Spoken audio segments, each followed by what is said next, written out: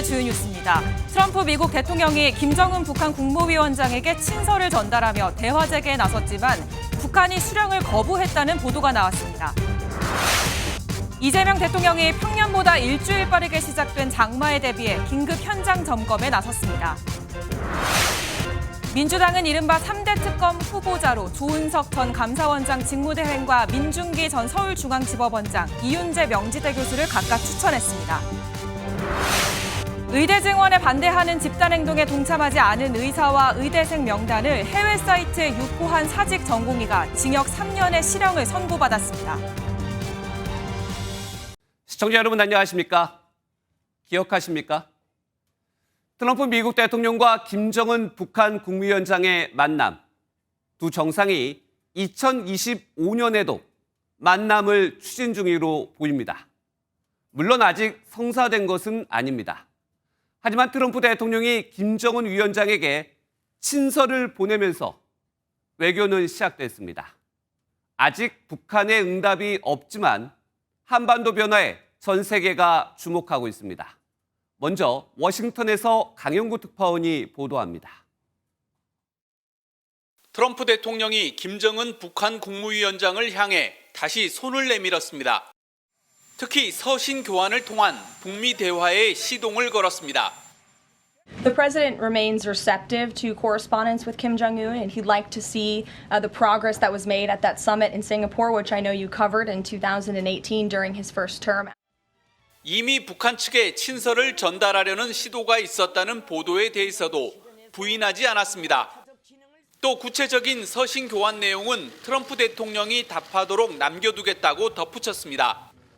협상과 이미지를 강조해온 트럼프 대통령은 그동안 자신만이 김정은 위원장을 협상 테이블에 앉힐 수 있다고 공언하며 북미 대화 재개를 희망했습니다. I know him very well. I know him probably better than just about anybody in various parts of the world. I know Kim Jong-un from North Korea better than anybody. Most people never even will ever get to talk to. 하지만 북한이 트럼프 대통령의 친서 수령을 거부한 것으로 알려지는 등 김정은 위원장의 화답 여부는 여전히 불투명합니다. 북한과 미국의 수싸움이 시작된 가운데 트럼프 대통령의 향후 행보에 관심이 쏠리고 있습니다. 워싱턴에서 MBN 뉴스 강영구입니다. 이처럼 트럼프의 친서 수령을 거부한 것으로 알려진 김정은 위원장은 대신 푸틴 러시아 대통령에게 진정한 전우라며 우호의 축전을 보냈습니다. 심혈을 기울였던 원산 갈마 관광지구에 역중공을 마무리했는데 러시아 관광객 유치를 위한 교류로 보입니다. 이어서 주진희 기자입니다. 트럼프 미국 대통령은 대화 재개를 원하고 있지만 정작 북한은 러시아를 신경 쓰고 있는 것으로 보입니다. 러시아의 건국날인 러시아의 날을 맞아 김정은 위원장이 우크라이나 전쟁에서 양국은 피로써 맺어졌다며 축전을 보낸 겁니다. 깨뜨릴 수 없는 진정한 전후관계, 동맹관계의 훌륭한 귀감으로 승화 발전되었습니다. 언제나 당신과 러시아聯邦과 함께 있을 것입니다. 지난해 6월 북러 정상회담 이후 푸틴은 사자나 곰 등을 선물하고 김정은은 새해 편지를 보내는 등 친서 외교를 이어왔습니다. 그리고 때마침 러시아 관광객 등을 유치하기 위해 김정은이 정성을 쏟고 있는 원산 갈마 관광지구의 갈마역도 준공됐습니다. 원산 갈마지구는 이달 중 개장을 앞두고 있었지만 그동안 비행기로밖에 접근할 수 없어 교통이 낙후됐다는 평가였습니다. 대규모 러시아 관광객을 철도를 통해서 이동시킬 수 있는 그런 인프라를 만들었다는 데도 상당히 의미가 있습니다. 이제 본격적으로 유치 홍보를 할 가능성이 굉장히 높습니다. 조만간 러시아와 중국 등을 대상으로 관광 상품도 나올 것으로 보여 북중러 연대는 강화될 전망입니다. MBN 뉴스 주유진입니다. 어제 이재명 대통령 지시로 접경 지역에서 대북 방송이 멈추고 나서 북한이 이에 화답을 해왔습니다. 1년 동안 틀던 대남 방송을 멈췄는데 그동안 극심한 고통을 호소했던 주민들은 이제야 살 것 같다며 환영했습니다. 노승환 기자가 인천 강화도 현장에 다녀왔습니다. 사람 말도 아니고 노래도 아닌 정체불명의 소리가 하늘을 뒤덮습니다. 강화도 바닷가에서 들리는 이 소리는 시끄러운 공장 수준인 90데시벨에 이를 만큼 컸습니다. 오늘 다시 찾은 같은 바닷가, 고요하기만 합니다. 우리 측이 대북 방송을 멈춘 어제 밤부터 이곳 인천 강화군 송해면 일대에는 지난 1년 동안 들리던 북한의 대남 방송이 들리지 않고 있습니다. 공식 발표는 없었지만 새 정부의 방송 중단에 북한이 화답한 것으로 추정됩니다. 1년 내내 온 마을을 휘감던 소음에 주민들은 잠을 못 자는 건 물론 극심한 스트레스에 일상생활조차 어려웠습니다. 한 주민은 갑자기 끊긴 소음이 거짓말 같습니다. 그저께 발악을 했고 밤새 들어가지고 그냥 아주 그냥 왕왕왕 아주 그냥 대단했어요. 다 떠내려갈 것 같아. 너무. 이제서야 겨우 살 것 같다는 안도감에도 언제 다시 북한이 대남 방송을 틀어댈런지 마냥 마음을 놓을 수만은 없습니다. 꺼지니까 좀 낫긴 한데 괜히 또 뭐라 그럴까 갑자기 이렇게 조용하니까 사람이 심리를 또 불안. 군은 당분간 계속해서 북한의 동향을 주시하겠다고 밝혔습니다. MBN 뉴스 노승환입니다. 미국과 북한의 정상회담 가능성, 남북 대화 재개 가능성, 한반도의 변화 조짐, 외교안보팀 강재묵 기자와 좀 더 얘기 들어보겠습니다. 강 기자, 앞서 기사에서 대북 방송과 대남 방송이 나란히 중단됐는데 그렇다면 9.19 군사합의 복원 가능성도 좀 있습니까? 이재명 대통령의 앞선 발언들을 살펴보시면 쉽게 유추가 가능합니다. 네. 이 대통령은 대선 후보 시절부터 군사적 긴장 완화와 남북관계 신뢰 복원 필요성을 여러 차례 주장해왔습니다. 국방력으로 북한 억지력은 가지되 북한과 대화하고 소통하고 그리고 같이 살 수 있는 공존, 공존의 길을 찾아서 평화롭게 공존하는 게 정말로 중요하지 않습니까? 남북 군사공동위원회 구성 등 9.19 군사합의 복원을 추진하겠다는 공약도 직접 언급한 바 있습니다. 추진 가능성이 높은 상황입니다. 9.19 복원 가능성이 높다. 일단 손바닥도 마주쳐야 소리가 날 텐데 일단 북한이 대남 방송을 멈췄다. 이례적 호응으로 봐야 될까요? 일단 어제의 상황을 살펴보시면요. 네. 우리 측은 어제 오후 2시경 방송을 중지했습니다. 또 이에 북한 측은 늦은 밤 야간을 기점으로 대남 방송을 중지했는데요. 시간적으로 봤을 때 앵커께서 말씀하신 것처럼 이 합의 맞은 것처럼 보일 수가 있습니다. 우리 네. 측 조치에 응한 것처럼 상황이 구성되기는 했죠. 다만 북한이 실제 우리 측 조치에 반응했다고 판단하기는 성급한 부분이 있습니다. 북한은 앞서 전원회의를 통해 남북관계를 적대적 이국가로 규정하며 남측 정권 양상에 상관없이 타국으로서 대하겠다는 입장을 명확히 한 바 있습니다. 우리 제도와 정권을 붕괴시키겠다는 괴뢰들의 흉악한 야망은 민주를 표방하든 보수의 탈을 썼든 조금도 다를 바 없었다고 하시면서 즉 당장은 북한의 태도에 큰 변화가 없을 가능성이 큽니다. 당장은 북한에 큰 변화가 없을 것 같다. 그렇다면 정권 초기에 그동안에 북한이 도발도 좀 있었는데 이번에는 어떻습니까? 가능성이 있습니까? 맞습니다. 새 정부 출범 직후 미사일 도발이 잇따랐던 사례들 앵커 말씀처럼 많이 있었습니다. 네. 저희가 CG 그래픽을 준비했는데요. 윤석열 정부의 경우 출범 이틀 만에 그보다 앞선 문재인 정부의 경우 출범 나흘 만에 탄도미사일 도발이 있었습니다. 각각 안보 상황 점검 회의와 NSC를 소집해 대응한 이력이 있는데요. 또 취재 내용을 종합하면 최근 우리 측 감시 자산에 북한의 대륙간 탄도미사일 ICBM 발사 징후가 포착된 것으로도 전해집니다. 북한의 도발에 사전 대응을 면밀히 해야 할 것으로 보이는 이유입니다. 네, 북미 관계도 좀 살펴볼까요? 친서 외교가 일단 시작된 것으로 보입니다. 이른바 탑다운 방식인데 중요한 것은 한반도 문제에 우리가 어떻게 참여할 수 있을지 이 부분인데 패싱 우려도 나온다고요. 맞습니다. 현재로서는 다소 이 트럼프 대통령을 패싱한 것 아니냐라는 해석에 대해서는 다소 과한 해석으로 볼 수 있지만 우리 네. 측 패싱에 대해서는 가능성이 큰 상황입니다. 이미 양측 간, 즉 북과 미 측 사이 물밑 협상이 시작됐다고 보면 될 것 같습니다. 예. 협상 과정에서 우위를 점하기 위한 전략들로 트럼프 대통령은 선제적인 제안을, 김정은 위원장은 이를 무시하는 전략을 주고받는 과정으로 보여집니다. 다만 이 과정에서 우리 측이 개입할 여지는 크지 않다는 지적이 계속해서 나오고 있습니다. 네. 한국의 패싱 가능성은 사실 어떤 때보다 좀 높다고 보여집니다. 어떤 중재자 역할도 인정하지 않겠다라고 하는 명확한 또 선언의 의미가 있기 때문에 북한으로서는 트럼프 대통령에게 경제 제재 완화 등 기대했던 조치들이 충족되지 않으면 쉽게 협상 테이블에 나오지 않을 것이란 분석이 많습니다. 네, 여기까지 내용은 들어보겠습니다. 지금까지 강재묵 기자였습니다. 예년보다 일주일 빠르게 장마가 찾아올 것으로 예상되자 이재명 대통령이 긴급 현장 점검에 나섰습니다. 공직자 책임을 강조한 이 대통령은 돌아오는 길엔 예정에 없던 이태원 참사 현장도 찾았습니다. 표선우 기자가 보도합니다. 이재명 대통령이 서울 서초구 한강 홍수 통제소를 찾았습니다. 어제 한국거래소에 이은 두 번째 현장 행보인데 올해 장마가 일주일 빨리 올 것으로 관측되면서 긴급 점검에 나선 겁니다. 오송 참사 등을 언급하며 이재명 정부에선 그런 일은 절대로 없다고 강조한 이 대통령은 공직자 책임을 거듭 언급하며 보상체계 개선 의지도 밝혔습니다. 또 안전부서에 대한 좀 마인드를 통째로 좀 바꿨으면 싶습니다. 인력 배치부터 또 업무 성과에 대한 보상체계 이런 것도 좀 근본적으로 바꿨으면 싶은 생각.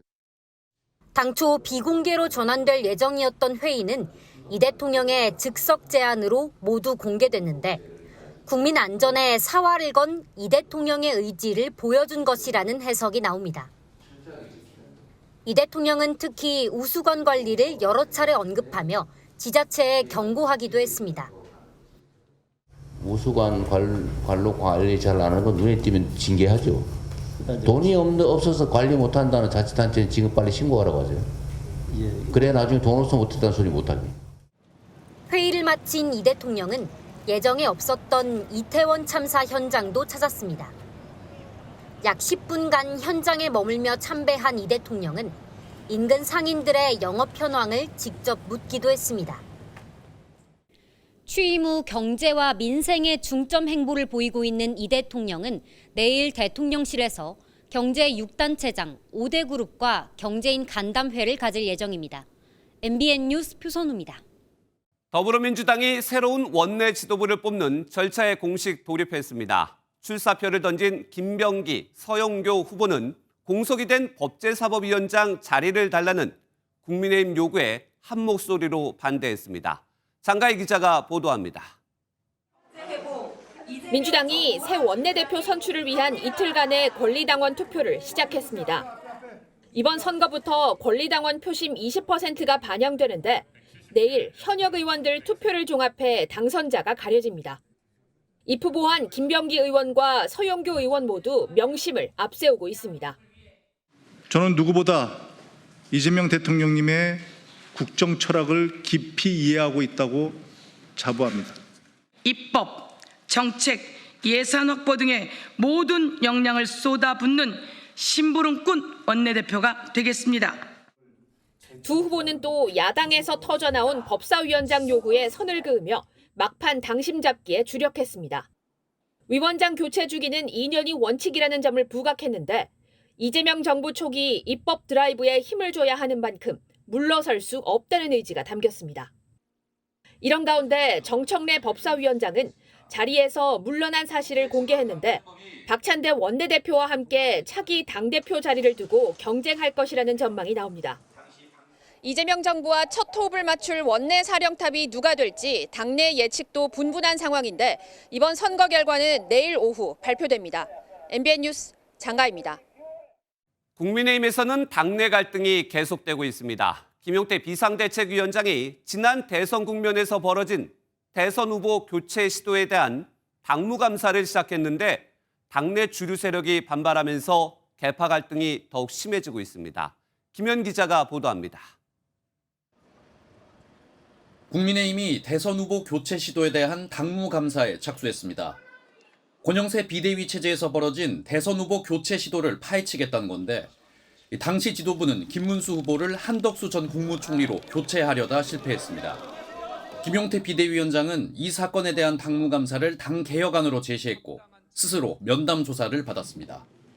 권영세, 권성동 의원 등 친윤계를 겨냥하며 조사 참여를 압박한 것으로 풀이됩니다. 많은 국민들이 놀라셨고 실망했던 점에 대해서 이번 당무감사를 통해서 우리 당의 진실이 바로잡히는 계기가 되었으면 좋겠다 생각합니다. 하지만 당내 반발도 만만치 않습니다. 당무감사의 직격탄을 맞게 된 권성동 원내대표는 의원총회 취소라는 강수까지 두며 불편한 기색을 드러낸 바 있습니다. 국민의힘의 한 중진 의원 역시 당의 쇄신과 개혁은 새로 뽑히는 다음 지도부가 이끌어야 한다며 김용태 비대위원장이 자기 정치를 위해 해당 행위를 하고 있다고 비판했습니다. 반면 김용태 개혁안에 친한계 의원들은 지지 의사를 밝히고 있어 당무 감사를 둘러싸고 계파 갈등이 심화하는 모습입니다. MBN 뉴스 김현입니다. 국민의힘에서 한동훈 전 대표와 윤석열 전 대통령이 비슷하다며 싸잡아 비판한 사람이 있습니다. 누구일까요? 바로 권성동 원내대표입니다. 물러나는 자리에서 작심 비판을 한 건데 친윤 핵심인 권성동 원내대표도 윤 전 대통령의 계엄을 이해할 수가 없다고 했습니다. 이 소식은 정태진 기자입니다. 계엄과 탄핵 국면에서 의원 70%의 지지를 받아 당선된 권성동 원내대표가 6개월 만에 직을 내려놨습니다. 정권 내내 친윤계로 분류된 것에 대해선 윤석열 전 대통령에게 아부한 적도 특혜를 받은 적도 없다며 대선 패배 책임은 윤 전 대통령에게도 있다고 밝혔습니다. 윤 대통령의 계엄은 위법적인 계엄입니다. 지금도 왜 계엄을 했는지 이해할 수가 없습니다. 그것이 최대의 이번 대선의 패착이었다 이렇게 평가합니다. 한동훈 전 대표를 윤 전 대통령과 묶어 작심 비판하기도 했습니다. 정치인 한동훈은 윤석열 전 대통령이 없었다면 존재하지도 않았을 것이다. 두 분의 캐릭터나 업무 스타일이 좀 비슷한 점이 많이 있다. 이렇게 우리 한동훈 대표께서 조금 더 소통과 공감하는 능력을 키우고 또 대선 과정에서 김문수 후보 교체 파동에 대해선 합법적이라고 강조했습니다. 퇴임하는 권 원내대표의 자리를 두고 친한계 3선 김상원 의원과 친윤계 3선 송원석 의원이 출사표를 던졌습니다. 개파를 대리해서 나온 것은 아닙니다. 106명이 함께 움직일 수 있는 그런 단합된 저는 친윤도 아니고 친한도 아닙니다. 아시다시피 개파라든지 지역이라든지 이런 부분을 벗어나야만이 친한대 친윤 구도로 선거가 치러질 가능성이 커진 가운데 원내대표 후보로 유력하게 거론되던 4선 김도읍 의원은 불출마를 선언했습니다. 국민의힘은 오는 16일 새 원내대표를 선출합니다. 거대 여당 상대는 물론 당 쇄신과 갈등 봉합, 내년 지방선거까지 진두지휘해야 하는 막중한 임무를 맡게 됩니다. MBN 뉴스 정태진입니다. 정치권 이모 저모 국회팀 최돈희 기자와 좀 더 들여다보겠습니다. 최 기자, 첫 번째 키워드부터 볼까요? 과로, 배터리 방전. 무슨 얘기입니까? 대통령실 얘기인데요. 네. 이재명 대통령이 어젯밤 SNS에 글 하나를 올렸습니다. 예. 용산 대통령실 소속 직원이 과로로 쓰러져 병원으로 이송됐다. 이를 보고받은 이 대통령이 일도 중요하지만 건강과 안전이 가장 중요하다며 위로와 감사를 전한 겁니다. 네. 해당 직원은 국세청 소속으로 대통령실에 파견돼 인사검증 업무를 담당했던 것으로 알려졌는데 현재는 의식을 되찾은 것으로 전해지고 있습니다. 네. 되찾아서 그나마 다행인데 인사검증은 지금이 한참 바쁠 때여서 좀 새 정부 바쁜 일 때문에 좀 쓰러졌다 이렇게 봐야 될까요? 원래 대통령실의 업무 강도가 상당하다는 건 이미 많이 알려진 그렇죠, 사실인데요. 예. 여기에 어제 특히 이 대통령이 올린 게시물, 그제 대통령 시계에 관한 글 모두 자정이 다 된 때였습니다. 이러다 보니 해당 직원에 대한 걱정은 물론 이 대통령 건강을 염려하는 댓글이 하루 종일 이어졌습니다. 네. 그래서 그런지 요즘 화면을 보면은 대통령실 참모진들 얼굴 보면은 좀 피곤해 보여요. 어떻습니까? 먼저 강훈식 대통령 비서실장 얘기인데요. 네, 특히 그래요. 임명 당시 때와 최근 모습인데 다소 초췌해진 모습입니다. 또 강유정 대통령실 대변인 역시 크게 다르지 않아 보입니다. 아무래도 대통령을 보좌하고 국정운영 최고 컨트롤 타워인 만큼 역대 정부마다 대통령실 직원 휴가 여부가 화제가 되기도 했습니다. 네. 다음 주제도 한번 살펴볼까요? 컴백홈. 그런데 실루엣이 홍으로 바뀌네요. 홍준표 전 시장이 귀국을 시사했습니다. 네. 공분을 묻고 돌아오겠다고 했는데요. 지난달 미국으로 출국한 지 한 달여 만입니다. 당시 한 표가 아쉬운 국민의힘은 하와이 특사단까지 띄우기도 하는 해프닝을 벌였습니다. 서운한 부분은 잘 설명드려서 보수 우파의 제거를 위해서 힘써 주시리라 이렇게 믿고 그런 말씀을 전달하고 돌아. 탈당과 정계 은퇴 선언에도 연일 국민의힘 비판과 보수 개편 주장을 이어가면서 여러 해석을 낳고 있는데요. 최근엔 이준석 의원과의 신당 창당 요구에 알겠다고 다소 애매하게 답한 상황이라 더 주목되고 있습니다. 네, 그리고 홍 전 시장 과거 넥타이도 관심이었는데 이번에는 또 옷 색깔에도 관심이라고요. 사진을 자세히 살펴보시면 모자와 겉옷은 빨간색, 네. 티셔츠는 파란색입니다. 네. 지난 대선 당시에도 김문수 후보 지지 여부에 대해 넥타이색으로 답한 바가 있는데요. 그랬죠. 이처럼 정치인들이 패션에 메시지를 담는 경우가 많습니다. 최근에 이 대통령의 넥타이 역시 대표적인 사례입니다. 당선 직후 지지층을 향해 파란색인 당색을 강조한 반면엔 취임 이후엔 파란색과 빨간색 모두 들어간 넥타이를 택하고 있는데요. 역시 통합의 메시지라는 분석이 많습니다. 네, 홍준표 전 시장의 빨간 모자, 파란 셔츠였나요? 어떤 의미인지는 좀 나중에 좀 더 살펴보겠습니다. 마지막 주제 이제 누구 얘기인가요? 사면권.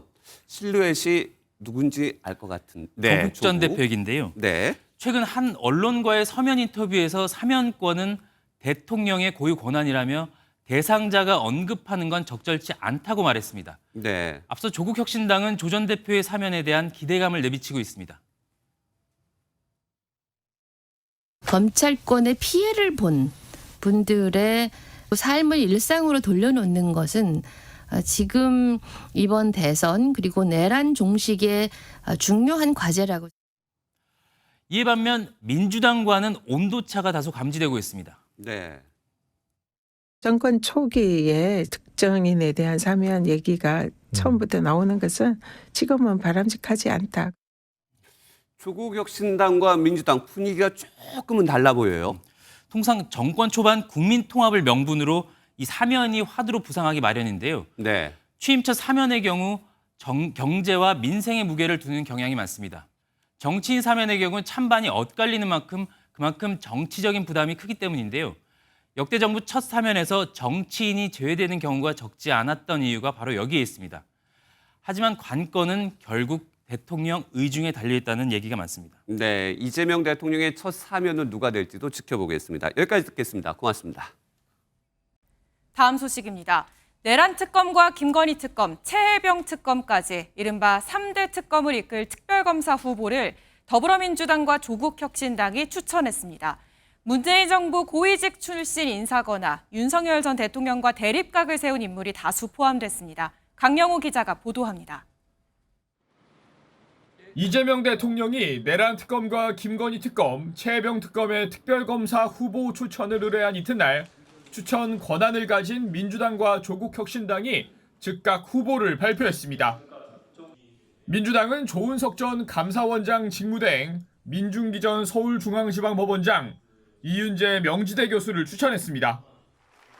가장 큰 규모의 내란 특검 후보로 추천된 조 전 직무대행은 문재인 정부에서 서울고검장과 법무연수원장을 지낸 인물입니다. 감사원 재직 시절엔 문재인 정부에 대한 감사를 주도한 유병호 전 사무총장과 대립각을 세우기도 했습니다. 수사 능력에 대한 판단 중요할 거라고 생각하실 것 같고 또 그 못지않게 큰 특검 조직을 잘 이끌어야 되잖아요. 업무를 잘 배분을 해야 되고. 조국혁신당은 한동수 전 대검찰청 감찰부장, 심재철 전 서울 남부지검장, 이명현 전 국방부 검찰단 고등검찰부장을 추천했습니다. 한 전 부장은 검언 유착 의혹 등을 놓고 윤석열 당시 검찰총장과 충돌했었고, 심 전 지검장은 조국 전 대표 관련 사건에서 조 전 대표를 옹호한 이력이 있습니다. 혁신당은 수사 능력을 최우선으로 추천했다고 강조했습니다. 사사로운 개인적인 인연을 가지고 수사할 수 없는 아주 중차대한 특검이라는 것은 너무나 다 잘 아실 거기 때문에 그에 부합하는 인물을. 이재명 대통령은 추천받은 후보군을 검토해 3일 이내에 특검을 최종 임명하게 됩니다. MBN 뉴스 강영호입니다. 특검이 규명할 의혹의 상당 부분은 윤석열 전 대통령 부부를 겨누고 있죠. 이미 관련 수사를 해왔던 수사기관들의 막바지 수사가 속도를 내고 있습니다. 검찰은 김건희 여사에게 부정청탁한 의혹을 받는 건진법사 전성배 씨를 재소환했고 경찰도 윤 전 대통령에 대한 강제 수사 여부를 검토하는 것으로 전해졌습니다. 이어서 손성민 기자입니다. 서울 남부지검이 오늘 김건희 여사에게 각종 청탁을 했다는 의혹을 받는 건진법사 전성배 씨를 재소환했습니다. 건진법사 어제 조사받는다고 했는데. 검찰은 전 씨가 지난 2022년 김 여사 명의의 연락처로 문자 메시지를 보내 인사청탁이 받아들여지지 않은 것에 불만을 나타낸 정황을 포착해 이에 대해 조사를 벌이고 있습니다. 검찰이 전 씨를 소환한 건 대선 이후 이번이 최소 두 번째인데 김 여사 의혹과 관련된 특검 출범을 앞둔 상황에서 수사에 속도를 내는 것으로 풀이됩니다. 경찰과 공수처도 특검의 수사 기록을 넘기기 전에 매듭 지을 수 있는 부분에 최대한 집중하는 모습입니다. 경찰 특별수사단은 오늘 체포영장 집행 방해 등의 혐의를 받는 윤석열 전 대통령에게 두 번째 소환 통보했고 윤 전 대통령은 경찰청 청사에 모습을 드러내지 않았습니다. 경찰은 오는 19일 윤 전 대통령에 대한 세 번째 출석을 통보하고 이마저도 불응할 경우 체포영장 신청도 검토하겠다는 방침입니다. 공수처도 비상계엄 사건과 관련된 군 수뇌부 15명을 군검찰에 이첩하면서 수사가 마무리 단계에 접어든 것으로 파악됐습니다. MBN 뉴스 손성민입니다. 의정 갈등이 극에 달했던 지난해 병원이나 학교로 복귀하려는 의사와 의대생들의 신상 명단이 온라인에 게시됐는데요. 이른바 의료계 블랙리스트, 그 명단을 유포한 혐의로 재판에 넘겨진 사직 전공의에게 징역 3년의 중형이 선고됐습니다. 보도에 이시열 기자입니다. 사직 전공의 류모 씨가 한 해외 사이트에 올린 이른바 의료계 블랙리스트 명단 일부입니다. 류 씨는 지난해 8월 의료계 집단행동에 참여하지 않은 의사, 의대생 명단과 인신공격성 글을 21차례에 걸쳐 게시했습니다. 유포된 게시글로 피해를 입은 사람은 3천여 명에 달합니다.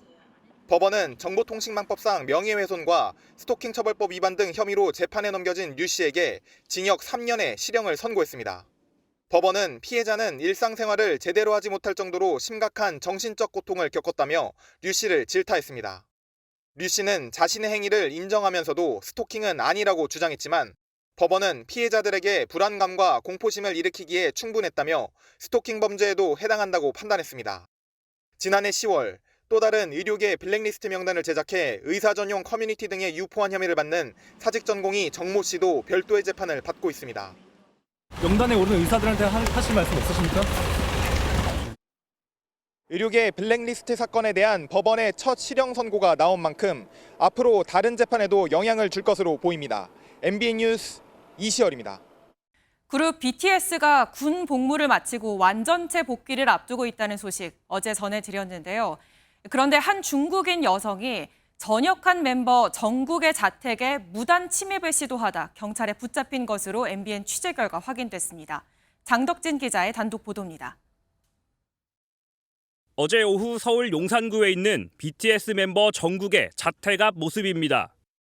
여행용 가방을 끌고 나타난 30대 중국인 여성 A씨가 쪼그려 앉아 있다가 지루한 듯 자세를 바꿔 앉고 이를 닦기도 합니다. 정국의 집 주위를 이리저리 다니던 A씨, 늦은 밤 신고를 받고 출동한 경찰에게 현행범 체포됐습니다. 현관 비밀번호를 수차례 누르며 침입을 시도하려던 정황이 포착된 것입니다. 중국 여자라고 그러더라고요. 근데 왜 여기 있냐고 그랬더니 BTS 만나러 왔다고 그러더라고요. A씨는 체포 1시간 전에도 경찰로부터 주의를 받아 자리를 떴지만 다시 돌아와 침입을 하려 했던 것으로 드러났습니다. A씨가 체포되기 전까지 무려 10시간 동안 현관 앞을 지키고 있었던 탓에 정국은 저녁날에 집에 오가지도 못하는 상황이 됐습니다. A씨는 경찰 조사에서 비밀번호를 누르다 보면 전역한 정국이 나타나지 않을까 생각했다며 집에 들어가려는 의도는 없었다고 혐의를 부인한 것으로 전해졌습니다. 경찰은 A씨를 불구속 입건한 뒤 일단 석방했는데 출국 금지와 같은 조치는 검토하지 않고 있다고 밝혔습니다. MBN 뉴스 장덕진입니다. 서울 강남에서 80대 여성이 몰던 차량이 식당으로 돌진해 행인 4명이 다쳤습니다. 음주나 약물 정황은 발견되지 않았는데 사고를 낸 운전자는 급발진을 주장하고 있는 것으로 전해졌습니다. 심동욱 기자가 단독 보도합니다. 지하주차장을 빠져나온 검은색 승용차가 갑자기 속도를 높이더니 행인을 들이받고 달려갑니다. 한 식당 주차장에 있던 행인들이 굉음을 들은 듯 깜짝 놀라 뒤를 돌아보고 황급히 뒷걸음질 칩니다. 속도를 줄이지 않은 차량이 그대로 식당을 향해 돌진하며 행인들까지 덮칩니다. 사고의 충격으로 외벽과 주차된 승용차 앞부분이 크게 부서졌고 식당 내부에 있던 이들은 부상을 입은 사람을 살피며 서둘러 신고합니다. 오늘 오후 1시 10분쯤 80대 여성 A씨가 몰던 승용차가 서울 강남의 식당을 향해 돌진하는 사고가 났습니다. 난 여기서 뭐가 떨어진 줄 알았지. 꽝! 하는 소리라고. 손이 꺾어졌어. 시했죠. 난 죽은 줄 알았어. 이 사고로 손님 4명이 다쳐 병원으로 옮겨졌는데 다행히 생명의 지장은 없는 것으로 전해졌습니다. 사고가 난 현장입니다. 차량이 식당 정면으로 돌진했다면 더 큰 인명피해로 이어질 뻔했습니다. 사고 현장에서 A씨는 급발진을 주장한 것으로 알려졌습니다. 다만 경찰 조사 결과 음주와 약물 정황은 발견되지 않은 것으로 나타났습니다. 경찰은 이 여성을 조만간 교통사고 처리 특례법상 치상 혐의로 입건하고 정확한 사고 경위를 조사할 방침입니다. MBN 뉴스 심동욱입니다. 얼마 전 전북 김제에서 노동자 한 명이 6m 높이에서 추락해 사망한 일이 있었는데요. 이 사고가 발생하기 전 노동부가 작업장 환경이 매우 위험하다는 신고를 받고도 무시한 정황이 드러나 논란이 일고 있습니다. 강세훈 기자입니다. 구급대원들이 공장 바닥에 누워있는 노동자에게 응급처치합니다. 6m 높이의 지붕 슬레이트를 철거하는 과정에서 추락한 겁니다. 현장 도착했을 때는 심정지 상태여서 응급처치해가지고 병원 이송했거든요. 60대 노동자는 결국 사망했습니다. 그런데 사망사고가 있기 3주 전 해당 작업장 환경이 열악하다는 신고가 노동부에 접수된 사실이 뒤늦게 드러났습니다.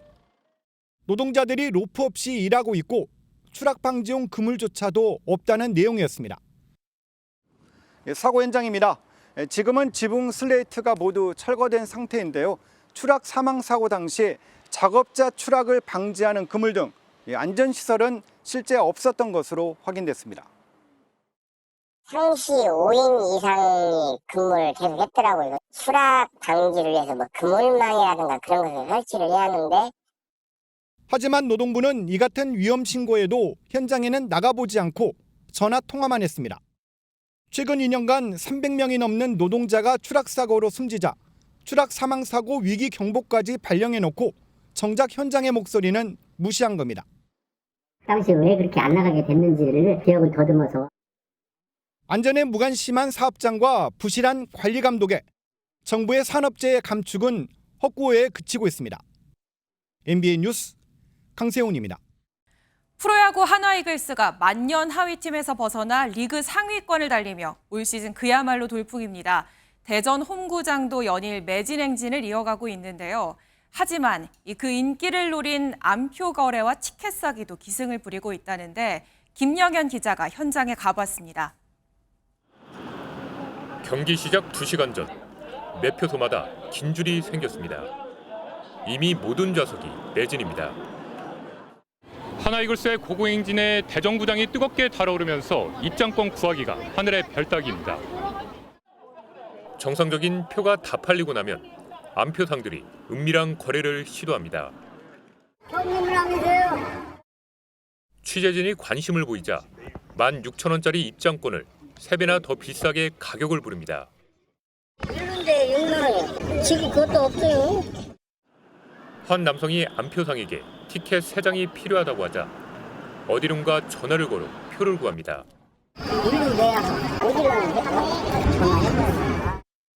조직적으로 암표 거래가 이루어지는 겁니다. 암표 거래는 온라인에서 더 기승을 부립니다.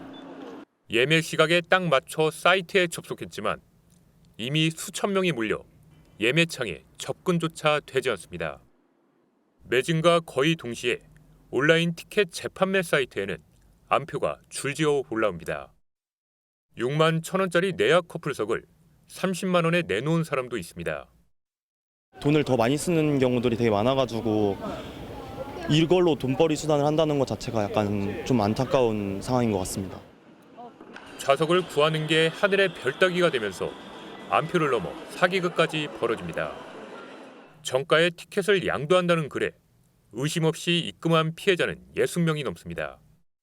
정상적으로 이제 티켓팅을 하지 못하니까 중고 거래나 이제 못 가시는 분들 티켓을 사려고 했죠. 현장에서 암표를 판매하다 적발되면 20만 원 이하의 과태료를 물어야 되지만 인터넷 암표 거래는 처벌 규정도 없습니다. MBN 뉴스 김영현입니다. 제주에는 벌써 장마가 시작됐죠. 농가에서 쌓아놓은 퇴비 처리가 시급해졌습니다. 장맛비에 이 퇴비가 쓸려가면 강에 녹조가 생기는 원인이 되는데요. 올여름은 더 덥고 비도 많이 올 걸로 예상돼 녹조 피해가 더 커질까 걱정입니다. 김민수 기자가 현장 취재했습니다. 강원도 인제군의 한 축사 근처에 흙더미처럼 생긴 야적 퇴비가 쌓여 있습니다. 퇴비를 충분히 썩히는 부숙도 했고 비닐도 덮어둬서 적절하게 관리하고 있는 것으로 확인됐습니다. 지난 봄철 전국 농가를 대상으로 야적 퇴비를 적절하게 관리하기 위한 안내가 이루어졌는데 장마철을 맞아 대대적인 조사가 진행되고 있습니다.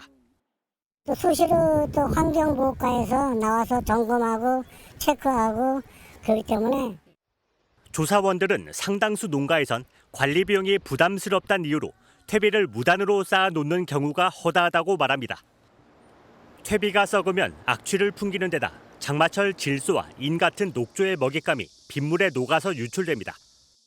장마가 시작되면 농가의 야적 퇴비에서 유입된 침출수가 이런 작은 하천에서부터 시작해 큰 강으로 흘러 들어가게 됩니다. 문제는 조사인원 7명이 서울시 5배에 가까운 소양강댐 상류 유형 면적을 살폈다는 점입니다. 지자체를 제외한 원주 지방환경청과 한국수자원공사 인원 6명이 담당하는 소양강댐, 충주댐, 횡성댐의 유형 면적은 서울시의 16배입니다. 경북 지역은 조사 인원 4명이 서울시 면적의 48배 가까운 유형 면적을 조사하는 형편이라 야적 퇴비를 일일이 찾아내 처리하긴 힘듭니다. 저희가 일일이 나서는 것보다 그 마을 주민분들의 참여가 가장 중요하고요. 여름철 3개월 기간 평년을 웃도는 기온이 예상되는 만큼 농가에서 자발적으로 협조하지 않으면 최악의 녹조를 막을 방법은 없어 보입니다. MBN 뉴스 김민수입니다. 인도에서 영국으로 향하던 여객기가 추락했습니다. 이 여객기에는 209명을 태운 것으로 알려졌는데 이륙 직후 상승하지 못하고 하강하며 폭발한 것으로 보입니다. 김수영 기자입니다. 여객기가 오르는가 싶더니 하강하며 보이지 않다가 결국 폭발합니다. 오늘 오후 인도에서 영국 런던으로 향하던 에어인디아 여객기가 이륙 직후 추락했습니다. 사고는 인도 서부 아메다바드 공항에서 발생했습니다. 기종은 보잉 787 드림라이너 기종으로 외신에 따르면 여객기 정원은 300명으로 당시 약 290명이 타고 있었던 것으로 전해졌습니다. 사상자에 대한 공식 발표는 아직 나오지 않았습니다. SNS 등에는 공항 인근에서 불타는 잔해와 검은 연기가 공항 근처 하늘로 치솟는 장면이 포착됐습니다. 전문가들은 국제선 운항에 필요한 연료량이 너무 많기 때문에 추락 후 화재가 악화돼 구조 작업이 어려울 가능성이 있다고 밝혔습니다. 사고가 나자 소방차와 구급차가 추락 현장에 급파돼 구조 작업을 실시하고 있고 인도 당국은 신속한 구조 활동을 진행하도록 지시했습니다. MBN 뉴스 김수영입니다. 격한 시위가 벌어진 미국 LA에서 야간 통행 금지령이 내려지며 다소 진정되고 있습니다. 그러나 트럼프 대통령에 반발하는 시위가 미국 전역으로 퍼져나가면서 긴장 상태는 이어지고 있습니다. 이 내용은 한여애 기자입니다. 수십 대의 경찰차가 어두워진 LA 시내 도로를 가득 채우고 경찰들이 도로를 지키고 있습니다. 시위대와 경찰이 격한 충돌을 일으켰던 시위 초반과 달리 다소 진정된 분위기입니다. 시위가 집중적으로 벌어진 일대에 야간 통행 금지령이 이틀째 내려지면서 우려했던 약탈이나 기물 파손 행위가 사라져 소요 사태도 누그러졌습니다. The emergency declaration that I signed yesterday does not have a time limit to it, and so the curfews will go on as long as they are needed. 우려했던 해병대의 시위 현장 투입은 없었지만 주 방위군 일부는 불법 이민자 단속 작전에 투입됐습니다. 이민자 단속 작전이 확대되자 시민들의 반발도 더 커졌습니다. Shame! All of you, shame! 진정세를 보이는 LA와 달리 트럼프 반대 시위는 24개 도시로 번지며 미국 전역으로 확산하고 있습니다. 미 중부 인디애나폴리스에서는 수백 명이 농구 경기장 밖에서 시위를 벌였고 뉴욕에서는 시위대가 도로 점거를 시도하면서 경찰과 충돌해 최소 5명이 체포됐습니다. 오는 14일 트럼프 미국 대통령의 생일과 미 육군 창설 250주년 기념 열병식을 앞두고 대규모 시위가 예고된 만큼 긴장 상태가 계속 이어지고 있습니다. MBN 뉴스 한여입니다. 트럼프 미국 대통령과 머스크 테슬라 최고 경영자와의 충돌. 대통령과 기업인 가운데 누가 이길지를 두고 관심도 많았었는데요. 예상대로 트럼프의 승리입니다. 머스크가 후회한다고 했고 트럼프가 좋다고 화답했습니다. 이한나 기자입니다. 트럼프 대통령과 사실상 결별했다는 평가를 받는 머스크가 뒤늦게 수습에 나섰습니다. 자신의 SNS에 트럼프 대통령에 대해 올렸던 게시물을 후회한다, 너무 지나쳤다며 돌연 반성하는 글을 올린 겁니다. 또 이민자 시위에 대한 트럼프 대통령의 대응에는 동의하는 게시물을 잇따라 게재하며 화해 모드를 연출했습니다. 머스크의 사과문을 접한 백악관은 트럼프 대통령이 고맙게 생각하고 있다고 전했습니다. The president acknowledged the statement that Elon put out this morning, and he is appreciative of it. 이후 트럼프는 머스크의 사과를 받아들인다면서도 갈등을 일으킨 것을 탓하지는 않지만 약간 실망스럽다고 밝혔습니다. 두 사람의 갈등 봉합에 벤스 부통령 등 백악관 관계자의 입김이 작용한 것으로 전해지고 있습니다. CNN은 벤스 부통령과의 통화 직후 머스크가 지난 게시물을 일부 삭제하고 트럼프 대통령과도 짧게 통화했다고 보도했습니다. I've spoken to Elon and the president about trying to ensure that Elon is publicly supporting and privately supporting the president's agenda. 갈등 끝에 머스크가 먼저 꼬리를 내리고 트럼프 대통령도 화해를 수용한 모양새지만 우주산업과 자율주행 택시 등 양측의 역학관계가 영향을 미쳤다는 관측입니다. MBN 뉴스 이한나입니다. 영국 북아일랜드에선 반이민 시위대의 폭동이 3일째 이어지고 있습니다. 이민 청소년들이 10대 소녀에게 저지른 성폭력 사건에서 시작된 시위가 외국인들을 향한 무차별 폭력 사태로 번진 건데요. 도시는 무법지대가 됐습니다. 이상엽 기자의 보도입니다. 길거리에 모인 군중이 방패와 방호구를 착용한 경찰과 대치하고 있습니다. 군중 일부가 벽돌을 경찰에 던지고 도발하자 경찰은 물대포를 쏘며 제지합니다. 밤이 되자 곳곳에서 화재가 발생해 도시는 무법지대로 변했는데 지난 9일부터 계속되고 있는 영국 북아일랜드 벨리미나의 반이민 폭동입니다. 발단은 14살 청소년 2명이 10대 소녀에게 성폭력을 저지른 혐의로 기소된 것이었습니다. 법정에서 루마니아어 통역을 쓴 사실이 알려지자 피해자를 지지하는 평화행진이 이민자와 소수민족에 대한 증오와 결합해 반이민 폭동으로 번졌습니다. 폭도들은 루마니아 출신 외국인들을 찾아다녔고 나아가 필리핀 등 다른 외국인에게로 불똥이 번졌습니다. Because they started banging the window of our neighbors, so I panicked because I have a daughter inside that house. So I called urgently the police, and 20 minutes the police they come. 북아일랜드 경찰은 소수민족 공동체와 경찰을 겨냥한 인종주의 폭동이라고 비판했습니다. This violence only serves to undermine the criminal investigation and cause further distress and turmoil to a young victim and her family. 폭도 6명이 체포됐고 폭동을 진압하는 과정에서 경찰 32명이 부상당했는데 북아일랜드 경찰은 영국 본토 경찰에 지원을 요청하기도 했습니다. 벨리미나에 거주하는 외국인들은 루마니아인이 아니라고 집에 표시하거나 영국 국기를 걸었고 나아가 2주까지 고심하고 있습니다. MBN 뉴스 이상엽입니다. 런던에서 이틀간 협상을 벌인 미국과 중국이 조금씩 양보하면서 무역전쟁 휴전을 이어가기로 했습니다. 예상대로 히토류와 반도체 통제를 맞바꾼 겁니다. 하지만 이번 합의 6개월짜리 한시적 조치라 언제든 갈등이 불거질 수 있다는 우려가 남아 있습니다. 베이징 김한준 특파원이 전해왔습니다. 이번 런던 회담의 화두는 예상대로 중국의 히토리였습니다. 미국은 지난 바이든 행정부 때부터 중국에 대한 첨단 기술 통제를 이어왔는데 중국이 히토류를 본격 무기화하며 압박하자 수출 통제 조치를 중심으로 한 협상 테이블이 차려진 겁니다. 두 나라는 이틀간 이어진 마라톤 회담을 통해 한 발씩 양보하며 서로 필요한 것을 얻어냈습니다. 미국이 반도체 기술 통제를 어느 정도 풀고 중국인 유학생을 받아들이기로 하자 중국도 히토류 수출 재개를 약속한 겁니다. We made a great deal with China. We're very happy with it. We have everything we need, and we're going to do very well. 一向言必行，行必果。既然达成了共识，双方都应遵守。 다만 이번 휴전이 지속될 수 있을지는 불투명합니다. 히토류 수출 해제 기간을 딱 6개월로만 한정한 데다 두 나라 모두 구체적인 협상 내용을 공개하지 않을 정도로 조심스러운 모습을 보이고 있는 탓입니다. 히토류를 협상 지렛대로 계속 이용하려는 중국과 첨단 기술 유출을 꺼리는 미국의 입장차가 큰 만큼 갈등의 불씨는 언제든 재점화될 수 있다는 분석이 나오고 있습니다. 베이징에서 MBN 뉴스 김한준입니다. 요즘 서울의 아파트 값이 심상치 않습니다.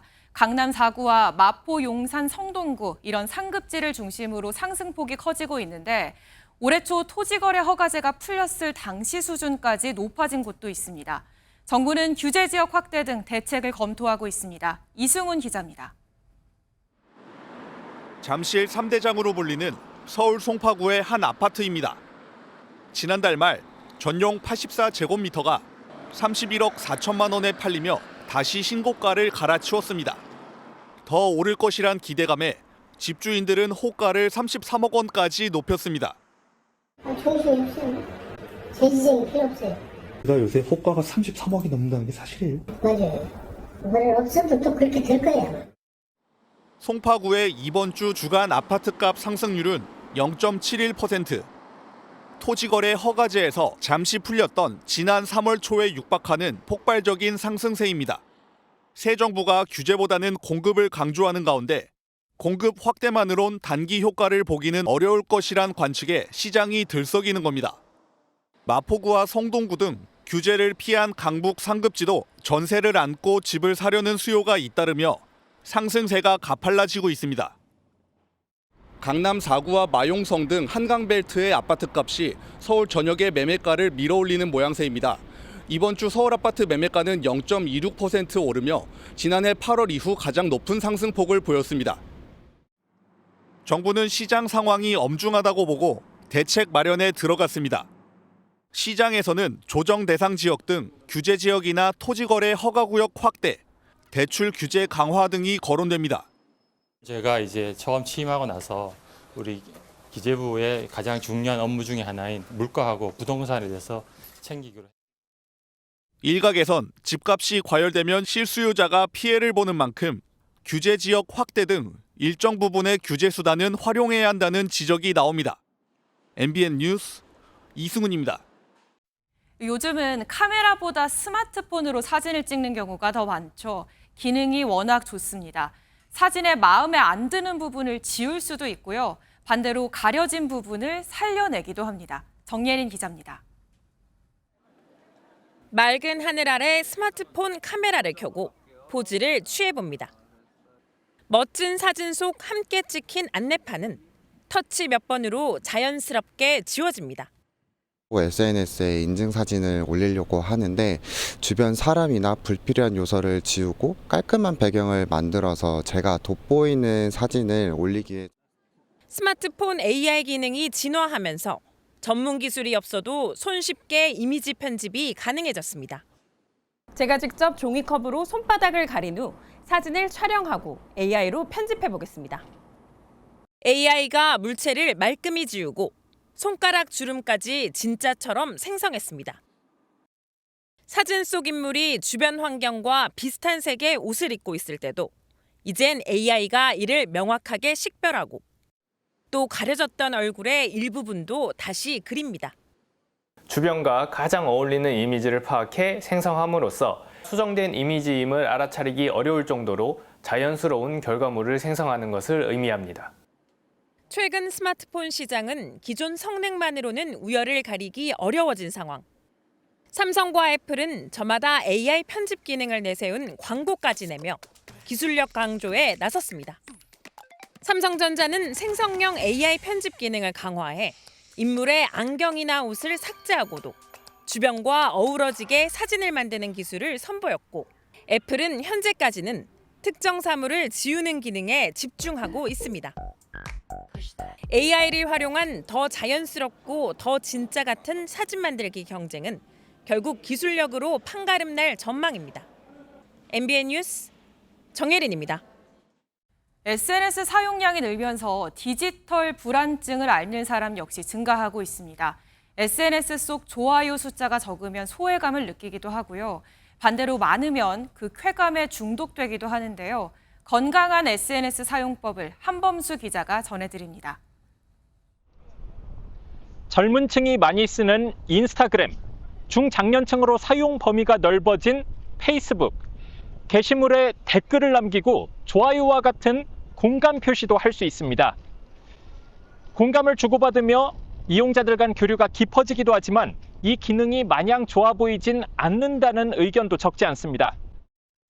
공감 표현이 기대에 미치지 않거나 친분이 있는 상대로부터 공감을 받지 못하면 자신도 모르게 소외감, 우울증을 느끼게 되는 겁니다.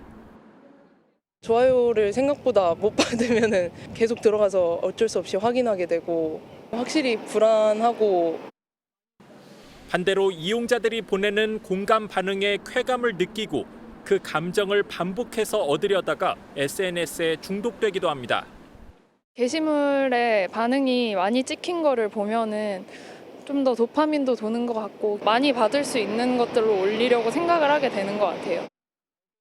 이처럼 이른바 좋아요 기능이 이용자의 심리에 악영향을 준다는 우려가 커지자 SNS를 운영하는 빅테크 기업들은 공감수를 숨길 수 있는 기능을 도입하기도 했습니다. 전문가들은 좋아요 수가 사회적 인정과 비례하지 않는다는 점을 자각해야 한다고 조언합니다. 본인이 어떤 어플에, 어떤 SNS에 몇 분을 하루에 매일 소요하는지 그거를 이제 확인하는 게 첫 걸음일 것 같고요. 그 후에는 이제 시간을 좀 줄여본다든지. SNS에서 비롯된 불안과 쾌락을 스스로 조절하기 어렵다면 사용 시간을 제한해주는 앱의 도움을 받는 것도 하나의 대책입니다. MBN 뉴스 한범수입니다. 김연경과 SH수협은행 MBN 여자 오픈 우승자 정윤지가 각각 MBN 여성 스포츠 대상 4월과 5월 MVP를 받았습니다. 배구 여제와 양평 퀸의 미소가 환하게 빛나네요. 스포츠 뉴스였습니다.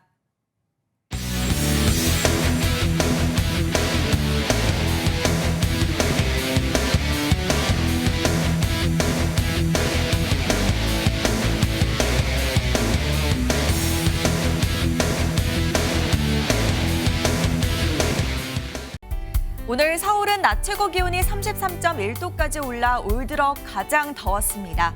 서울 등 수도권을 중심으로는 모레까지 30도 안팎의 불볕더위가 이어지겠습니다. 한편 제주도는 오늘부터 장마가 시작됐습니다. 오전부터 내리기 시작해서 지금도 산발적으로 이어지고 있는데요. 내일 오전에는 남부지방에, 오후에는 충청에도 비가 내리겠고요. 밤 사이에는 전국으로 비가 확대될 전망입니다. 모레까지 예상되는 비의 양은 제주 산지에 최고 250mm 이상, 남해안에도 120mm가 넘는 폭우가 쏟아지겠고요. 남부지방에도 최고 80mm의 많은 비가 예상됩니다. 특히 내일 밤 사이 제주와 남해안에는 시간당 30에서 50mm의 강한 비가 쏟아질 수 있어 주의하셔야겠습니다. 지역별 내일 기온입니다. 서울의 낮 기온은 30도까지 오르겠지만 대전은 26도 선에 그치겠고요. 대구의 낮 기온도 26도, 광주는 25도로 충청과 남부지방은 오늘보다 6도가량 낮겠습니다. 태풍 우디베 간접 영향으로 다음 주 월요일까지 전국적으로 비가 이어질 전망입니다. 날씨였습니다.